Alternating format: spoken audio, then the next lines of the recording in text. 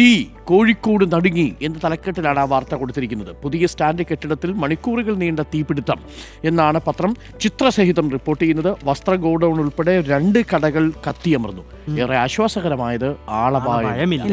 അതാണ്, ഇത്രയും വലിയ തീപിടുത്തം നടന്നിട്ടും ആളപായമില്ല എന്നുള്ളത് ആശ്വാസകരമായ കാര്യമാണ്. പക്ഷേ ആ തീപിടിക്കാനിടയായ സാഹചര്യം, ആ തീ നിയന്ത്രണ വിധേയമാക്കാൻ 5 മണിക്കൂർ സമയം എടുത്തു എന്നുള്ളത് അതൊക്കെ ഗൗരവമുള്ള വിഷയം. പൂർണ്ണമായും നിയന്ത്രണ വിധേയമാക്കാൻ ടൈം എടുത്തോട്ടോ സാർ. മാത്രവുമല്ല, അതിൽ പലരും കെട്ടിടങ്ങളെല്ലാം നിർമ്മിച്ചിരിക്കുന്നത് ചട്ടലംഘനത്തോടു കൂടിയാണ്.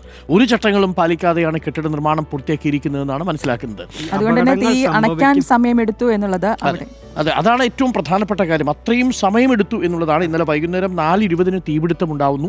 ബസ് സ്റ്റാൻഡിന്റെ വടക്കു ഭാഗത്ത് ആദ്യം പുകയുരുന്നു. വൈകാതെ തന്നെ മറ്റു ഭാഗങ്ങളിലേക്ക് തീ പടരുന്നു. ഉടനെ ആളുകളെ ഒഴിപ്പിച്ചു. കെട്ടിടത്തിന് മുന്നിൽ നിർത്തിയിട്ടിരുന്ന സ്കൂട്ടറുകളടക്കം കത്തിനശിക്കുന്ന സാഹചര്യം ഉണ്ടായി.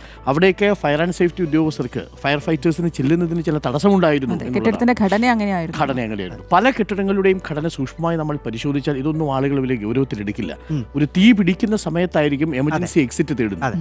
ആ എക്സിറ്റ് എവിടെയാണ്, അത് കൃത്യമായിട്ട് അത് പാലിക്കുന്നുണ്ടോ? പലയിടങ്ങളിലും ഇല്ല. ഫയർ എക്സ്റ്റിംഗ്വിഷർ കാഴ്ചക്കാരനായിട്ട് വെച്ചേക്കുക. നൂറ്റാണ്ടുകൾ പഴക്കമുള്ള ഫയർ എക്സ്റ്റിംഗ്വിഷറൊക്കെ ഉണ്ടെന്ന് പറയുന്നത്. 16 വർഷങ്ങളൊക്കെ ഒരു അപകടം ഉണ്ടാകുമ്പോൾ ഒരു ദുരന്തം ഉണ്ടാകുമ്പോൾ ചർച്ചയാവുന്നുള്ളൂ എന്നതാണ് അതാണ് ഒരു പ്രധാനപ്പെട്ട കാര്യം.